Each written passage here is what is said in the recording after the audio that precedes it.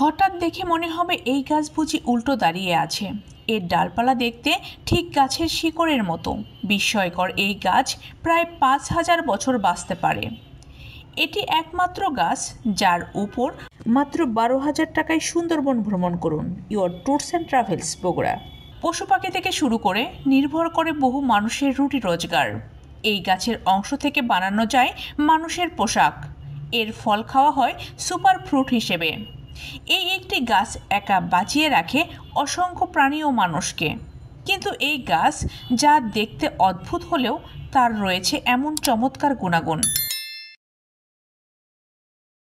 বিশ্বের সবচেয়ে রহস্যময় এবং অদ্ভুত গাছগুলির মধ্যে এটি হলো ববাব গাছ। আফ্রিকার সাভানা অঞ্চলের এই গাছটির উপস্থিতি একদিকে যেমন বিস্ময়কর, তেমন অন্যদিকে অত্যন্ত বিপণন। এই গাছের ডিএনএ নিয়ে গবেষণা করে বিজ্ঞানীরা দেখেছেন ২,১০,০০,০০০ বছর আগে আফ্রিকার মালাগাস্কারে এই গাছের উৎপত্তি হচ্ছিল। পরে এই গাছের বীজ সমুদ্রের ঢেউয়ে ভেসে অস্ট্রেলিয়া ও আফ্রিকার বিভিন্ন অঞ্চলে ছড়িয়ে পড়ে ও বিভিন্ন প্রজাতির সৃষ্টি হয়।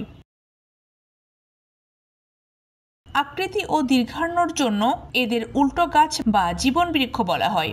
আবার মালাগাছি ভাষায় এই গাছকে বনের মা বলা হয়। এই গাছ তার গুঁড়িতে জমা রাখতে পারে প্রায় ১,০০,০০০ লিটার পানি, যার ফলে শুষ্ক মৌসুমে খুব সহজে টিকে থাকতে পারে। গরমকালে যখন পানির সংকট দেখা দেয়, তখন এই গাছের ছায়ায় বিশ্রাম নেওয়ার পাশাপাশি আর্দ্র ছাল চিবিয়ে খেয়ে পানি পিপাসা মিটায় হাতি।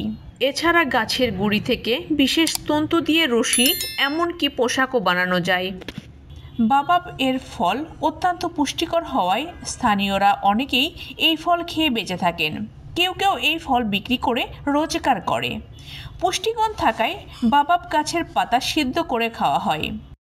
এই গাছের ফুলের পরাগ থেকে তৈরি হয় আঠা, ছাল থেকে তৈরি হয় রশি, মাদুরি, ঝুড়ি সহ আরও নানা জিনিসপত্র।